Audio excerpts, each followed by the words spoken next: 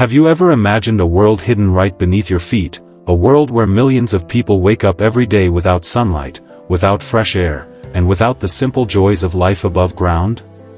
A world where the ceiling is made of cold concrete, the walls drip with dampness, and the sound of footsteps above reminds you that another reality exists just out of reach. This is not a dystopian movie. This is real. And it is happening right now in China, where millions of people live in underground bunkers, cities beneath the city, hidden from the eyes of the world. Walk the streets of Beijing or Shanghai and you will see glittering towers of glass, neon lights, and a sense of unstoppable progress. But what you won't see is the silent world beneath those streets. Miles of tunnels and thousands of bunkers stretch like veins beneath the city. Behind locked steel doors and narrow staircases, families, workers, and students live in rooms smaller than a parking space. These shelters, once built to protect people from nuclear war, are now being used to shield them from something far more relentless: poverty. The origins of this hidden world go back to the height of the Cold War. In the 1960s and 70s, Chairman Mao Zedong feared that China would face nuclear attacks from foreign powers. His solution was drastic: dig. Across the nation, especially in its largest cities, massive underground bunkers were built, capable of sheltering millions of people if disaster struck. For decades, these spaces remained empty, concrete ghosts buried beneath the ground. The war never came, and the bunkers became relics of a past defined by fear. But when China's economy began to soar in the late 20th century, and the cost of living above ground skyrocketed, these forgotten tunnels were reborn. Today, these bunkers house a different kind of survivor. They are home to migrant workers who leave their villages to chase the dream of a better life in the city. They are home to students who cannot afford rising rents but need to stay close to their universities. They are home to families who sacrifice comfort in order to give their children opportunities for the future. For them, these underground rooms, with their poor ventilation and moldy walls, are not just spaces to sleep, they are their only chance at survival.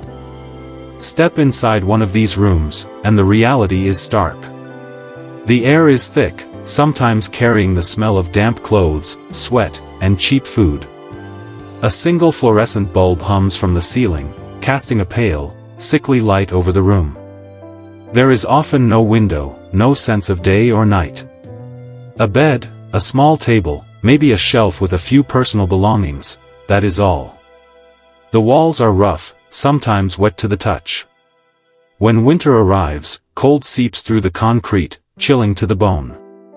In summer, the air becomes suffocating, trapped without escape. Yet despite these conditions, people endure, because above ground, the cost of a normal apartment is a dream they cannot afford. But underground life is not just about suffering. Over the years, entire communities have formed in these hidden bunkers. Narrow corridors are lined with tiny shops selling instant noodles, bottled water, and second-hand goods. Makeshift barbers trim hair under dim lights. Small eateries with no ventilation serve steaming bowls of rice and dumplings to tired workers returning from long shifts. Some families even create small study corners for their children, trying to give them a chance at education, even in the dim glow of artificial light. It is a parallel society, one where resilience replaces comfort, and where people hold on to hope despite their surroundings. The contrast between the world above and the world below could not be sharper. On the surface, China showcases its wealth and power with skyscrapers, shopping malls, and luxurious apartments. The city lights shine bright, a symbol of progress and modernity. But underground, the shadows tell a different story. Here, progress feels like a distant dream. Life is about survival, not luxury. And yet, for many, the choice is simple: either live in these bunkers or leave the city altogether. Most choose the bunkers, clinging to the belief that being underground still offers more opportunities than staying in poverty-stricken villages. Why, then, do millions continue to live in such conditions? The answer lies in the brutal reality of housing prices. In Beijing, the average rent for a small apartment can swallow an entire month's wages. Migrant workers, who often earn the bare minimum, cannot keep up. Students, too, are left with no options, as dorms are overcrowded and apartments unaffordable. The bunkers provide rooms for a fraction of the price, sometimes less than a tenth of what it costs above ground. For those who dream of a better future, this sacrifice feels necessary. But make no mistake, this sacrifice takes its toll. The human body craves sunlight. Without it, sleep cycles are disrupted, moods decline, and health deteriorates.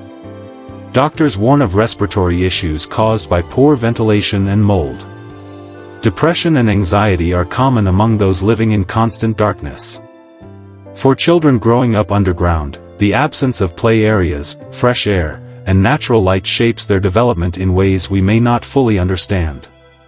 The very environment meant to protect people decades ago is now slowly harming those who depend on it. Despite these challenges, the underground world continues to thrive in secrecy. For outsiders, the idea of living in such conditions is almost unimaginable. But for those inside, it is simply life. They wake, they work, they return underground.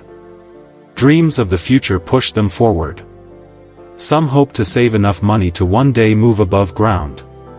Others accept that the bunkers will be their permanent homes. Either way, their resilience is a quiet testimony to the human will to adapt and survive, no matter how harsh the circumstances. Yet even this fragile existence is under threat. In recent years, the Chinese government has taken steps to shut down many of these underground residences, calling them unsafe and unsuitable for habitation. Eviction notices are handed out, and residents are forced to leave, often with little warning. Some find alternative housing on the outskirts of the city, far from their workplaces. Others are forced to return to the rural areas they once left behind. The crackdown exposes a deeper issue: the growing divide between those who benefit from China's economic miracle and those left struggling in its shadows. Above ground, the world sees China as a land of rapid progress, of innovation, and of towering skylines that scrape the clouds. But beneath those same streets lies a different truth. These bunkers tell the story of a nation that has risen quickly, but not equally. They remind us that behind every success, there are hidden struggles. And they force us to confront the uncomfortable reality that for millions, survival means living in darkness, while prosperity shines just out of reach. As we walk through the modern streets of China, it is easy to be captivated by the lights, the speed, and the progress.